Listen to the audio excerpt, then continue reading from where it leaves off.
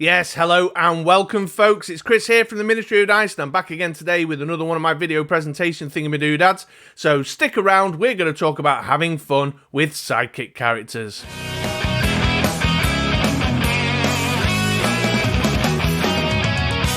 Yes, hello, welcome, thank you for sticking around, and as I mentioned in the intro there just now, today's video is all about having fun with sidekick character dice. These little weenie faces on your sidekicks, this resource that you start the game with, these characters that you can access right out the gate without having to make a purchase. And if you've followed our content over the years, you'll know that this is a theme that comes back time and time again, particularly in our gameplay videos. My man Andy, my partner in crime here at the Ministry of Dice, is a huge fan of trying to do sidekick-related strategies, and some stuff I've seen lately has also made me think a little bit more about sidekick-related strategies. So join me now as I walk through some cards from past, present, and future, wink wink, stick around, might have some nice little surprises for you later on, to talk about how you can maximise your opportunities with this little sidekick face and make that 0-1-1 character something a little bit more frightening for your opponent to face. Right, okay then, I've jumped over to presentation view. I've got my little window down here so I can show you some cards that I'm talking about as I'm chunnering along. And a couple of little bits of small print before I go any further. Number one, I am only focusing on the modern legal card pool. I did take a look at Golden. There's loads of great stuff you can do to have fun with sidekick character dice in Golden, but it was just too big, too much. The video was going to be too long. So I'm just going to focus on the modern card pool right now. So if you're watching this video at the point of release, then everything I share with you today, all the strategies that I'm going to be putting on screen, are all modern legal. But if you're watching this video in the future, then please do make sure that you check the most recent rotation information so that you can be confident the strategies that I may have inspired today are legal in the event you're taking part in. Small print number two, I'm just going to highlight some top picks. These are some cards that Andy and I have played around with, or that I've been playing around with down at my local gaming store, stuff that was popular with us, our top picks. So there are sidekick related strategies I'm not going to talk about today, but if you've played around with something that I've not mentioned and you think it's good and needs to be out there and shared, then please head on down to the comments below, write it up. I know that there's newer players who watch these videos who are not only inspired by the content in the video, but also find the comments useful too. So do your bit for the community by sharing those thoughts. Okay then, well, there we are. There's my small print. Let's get into it. If the strategy on your team is all about making the most of your sidekick character dice, then the first thing you're going to want to do is make sure you can get those sidekicks into the field. Not all of us are blessed. Not all of us are imbued with the mythical ability to just roll sidekicks in on demand, at will, when you want them. Unlike my man Andy, who seems to play sidekick strategy teams all the time and just rolls them in, straight out, just raw. I need 2 sidekicks this turn. Roll 4 sidekick dice. Oh, there's 2. Us mere mortals have to find ways and means of guaranteeing we've got the sidekicks where we want them, when we want them. But that's okay, because there is ways of doing that. Let's start with a couple of basic actions here. We've got Instant War from the Warhammer 40k campaign box and Rally from the Infinity Gauntlet set. Both of these come with pros and cons. Let's take a closer look. Instant War reads, each player draws 3 dice and fields all sidekick dice drawn this way. Each player places the remaining dice in their bag or use pile. So that's handy, it's useful. It's good if you want to make sure your opponent's got some blockers as well, but obviously not so good if you want sidekicks but you don't want them to have sidekicks. So if you're perhaps playing an Overcrush strategy and you want some weenies to be smashing your Overcrush characters into, then Instant War could be the way to go. But if you don't want your opponents to have blockers, then perhaps that's not the one you want. Rally, on the other hand, is a bit more one-sided, a bit more just for you. Move up to 2 sidekick dice from your use pile to your field zone, unless it's on double burst face, in which case it reads, instead move up to 3 sidekick dice. So much more, for you and your purposes alone. Now, in theory, if your team is built on a strategy of making the most from your sidekick character dice, then you should be able to use these much more than your opponent. But do bear in mind, because they're basic actions, they are there in the communal pool available for your opponent to make the most of also. You should hopefully have more ways of making hay out of this than they have, but it's something to bear in mind. Also, psychic related strategies, I'm talking about getting the psychic characters in the field to do stuff with them, but of course a lot of people use cards like this and strategies like this in order to clear their bag, clear their use pile. Both of these are good churn strategies to make sure that the stuff you've bought, the dice you are buying, is getting into your hands and out into the field a lot quicker, so that's something to bear in mind as well. So there's a couple of basic actions that are going to let you get sidekicks. One other thing that's quite nice about them is that they get you a handful. You know, they get you 3 potentially, up to 3. Whereas some of the other methods I'm about to show you only give you 1 or 2 here or there. Speaking of which, let's have a look at a couple of globals. Here's a few popular ones for making sidekicks. We've got Atlantis, City and Stronghold from the Justice campaign box, and the Collector, Stolen Cosmic Cube from the Infinity Gauntlet set. Just focusing on the globals here. So Atlantis reads, pay a fist and a shield, move a sidekick die from your use pile to your prep area, field a different sidekick die from your use pile. So that's quite nice, because not only do you create the sidekick character, but you get a little bit of ramp in the mix as well, which is always useful. The Collector, much more straightforward. Pay a mask once per turn, field a sidekick die from your use pile. So just clean, straight, pay a mask, get a sidekick character die. Now, these are somewhat better than the basic actions in a way, because being globals, they're much more on demand, and you can start using them right out the gate. You know, you don't have to buy the dice and wait for it to churn round to use them. Although they don't get you quite as many sidekicks comparably. You know, this is 1 a pop rather than up to 3. That said, because they're globals, and the way these globals are written means that you can use both of these in your opponent's turn. So you can double your opportunity and do it in your go and in their go, provided you've got, you know, the energy resource to do so, which is quite nice. Like the basic actions, though, you have to be mindful of the fact that they're globals and you're giving your opponent access to these as well. So again, to reiterate, if you don't want them having blockers, or you don't want them using Atlantis for a bit of bonus ramp, then these might not be the way to go. And there are some more kind of fully in your control ways of doing this. Let's have a look at things like Lita, fan favourite from the WWE campaign box, or Psylocke, reforming X-Force from the X-Force team pack, I think. I'm pretty sure. Lita here, while Lita is active, at the end of your roll and reroll step, you can spin any of your psychic dice to the level 1 superstar face. So she's pretty handy. She obviously can give you some really maximised opportunities to get sidekicks. The forecast is a little bit painful. Andy's tried to make Lita work for a long time now and just finds himself struggling to buy her early enough to really have the impact that he wants. But when she does hit the field, she can have a devastating effect because she allows you to convert all your sidekicks into psychic character dice to field, which is really useful. Psylocke there is using the energize mechanic, which is when you roll the dice on double energy face, the 2 mass face, and that just plucks a psychic die out of your use pile. She's a lot cheaper at a 2 cost. She can be handy in teams where you're looking to generate a lot of mask energy as well. So using a dice that you want to roll on energy face, double energy face, but she's less guaranteed. You know, she's more of a risk and reward kind of situation. So there's a couple of ways that are entirely in your control. You're not giving your opponent access to them like you would do with a basic action or a global.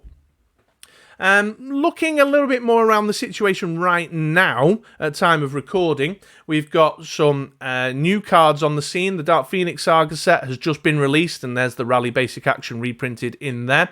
There's also in the upcoming Kryptonite Crisis set, which is currently solicited for April, but I'll believe that when I see it, that has some sidekicky stuff going on there. In fact, let's focus on that Batman, because not only is he a route to getting sidekicks in the field, but he also does stuff with the sidekicks too. 6 cost mask. While Batman is active, your sidekick dice get +2 attack. Sweet, really buffing up the offensive strength of your sidekicks. And when Batman attacks, swap a sidekick die in your field zone with a Robin die in your prep area or use pal, which is okay. I mean, if you're playing a sidekick related strategy, then you might want to look at I know I said I wasn't going to talk about Golden, but there's some Robins from days gone by that are allies, for example. And then his global, pay 2 masks. Each player may field 2 psychic dice from their use pal. Loving the may in there, because it gives your opponent a tough choice. Do they want to field those sidekicks? Don't they want to field those sidekicks? If you're building up a big old army of sidekicks, do they need some blockers? And, you know, it's just an interesting global, but it is 2-sided. You know, that's to bear in mind. If you don't want them to have the blockers, then that's not the way to go.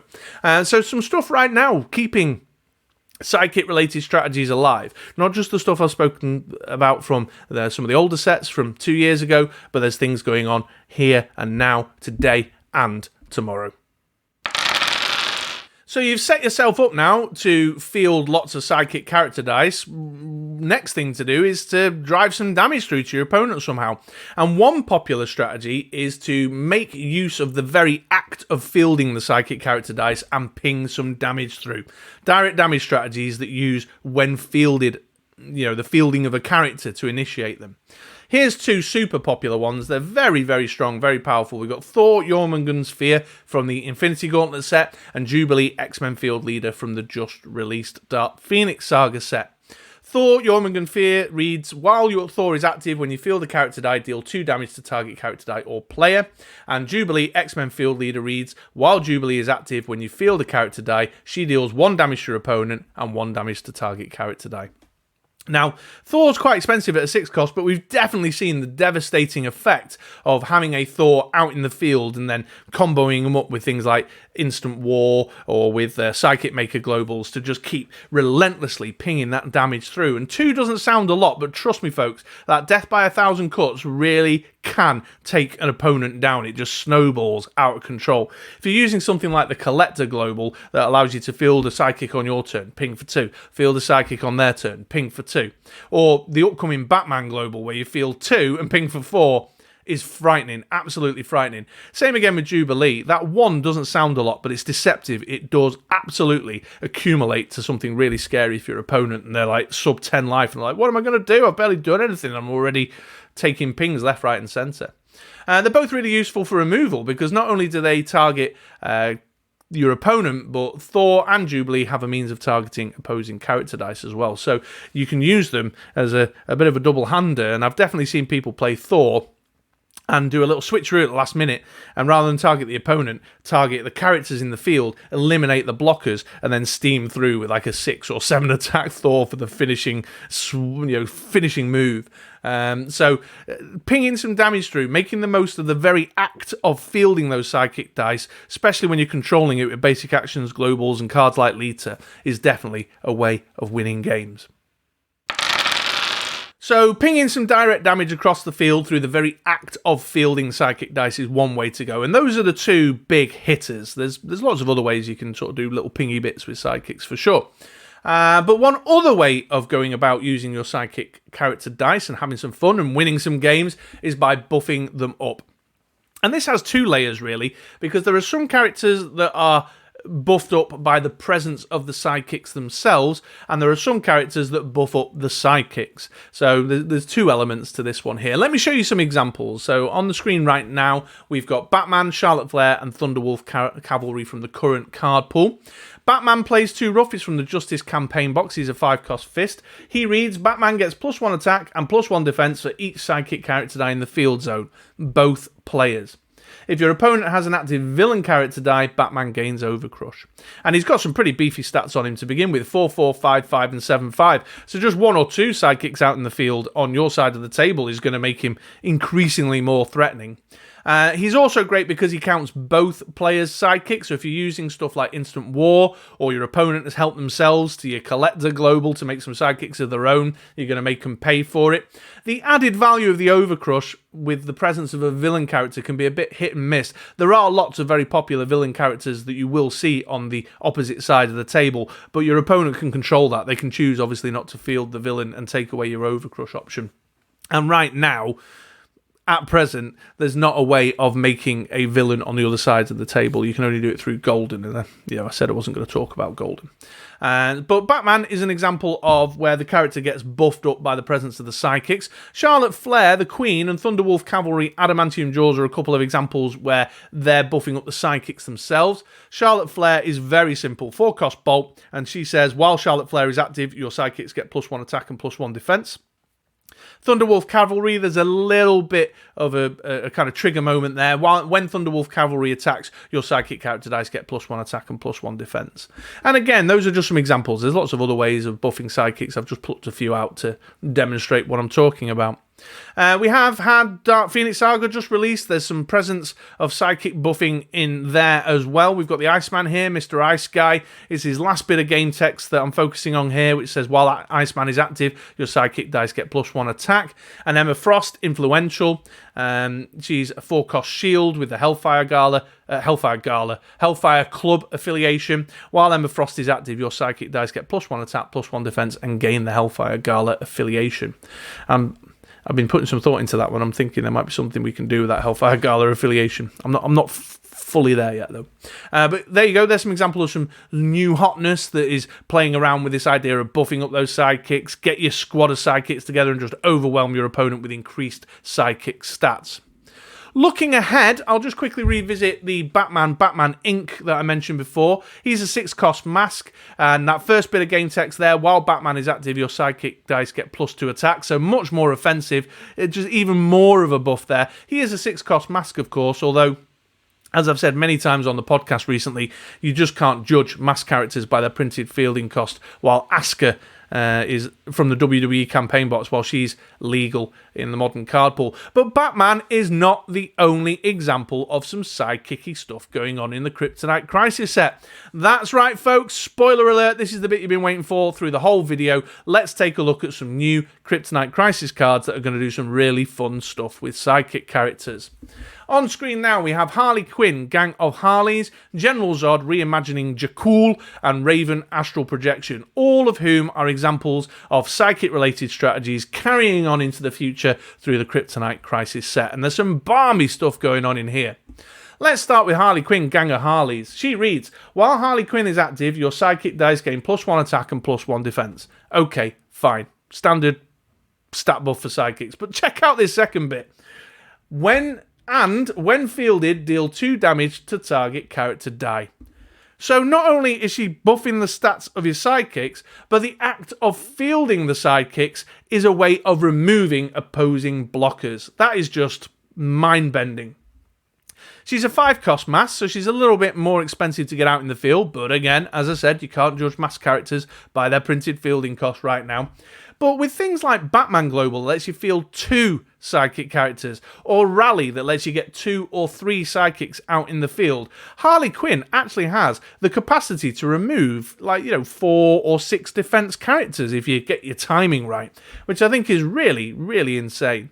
Especially with your buffing of the sidekicks too. So not only are you removing characters, but your weenies that your opponent is less likely to block with what remains is just a little bit stronger, just a little bit more frightening. And if you're using methods like basic actions or globals to guarantee your sidekicks in the field, if your opponent just lets the smaller ones through, and they've done a little bit more damage than they might have done normally, you can very quickly refill that field and get your squad of sidekicks back together. So I think Harley Quinn, Gang of Harleys is really balmy and a very interesting card.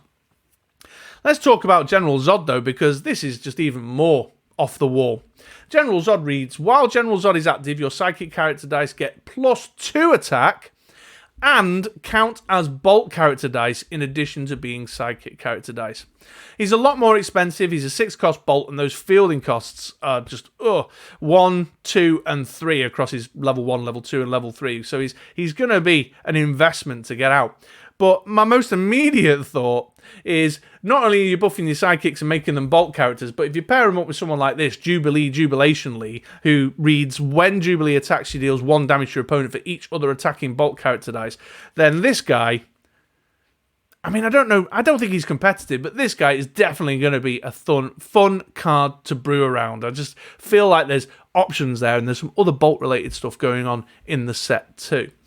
So General Zod, just another really interesting twist. Not only does he give more of an attack capacity to your sidekick dice, but he's got that extra little added value that can make a nice little combo piece. And that's just one example that springs to mind. There's tons of stuff you can do with bolt characters. Then we've got Raven Astral Projection there, 4-cost mask. She's a Teen Titans affiliated character. While Raven is active, if she isn't attacking, you may have one of your psychic dice copy her attack and defense.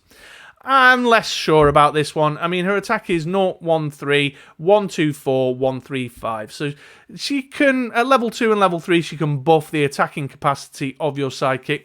Her defense numbers mean the sidekick is more likely to survive being blocked, I suppose, but Yeah, I'm not so sure about that one.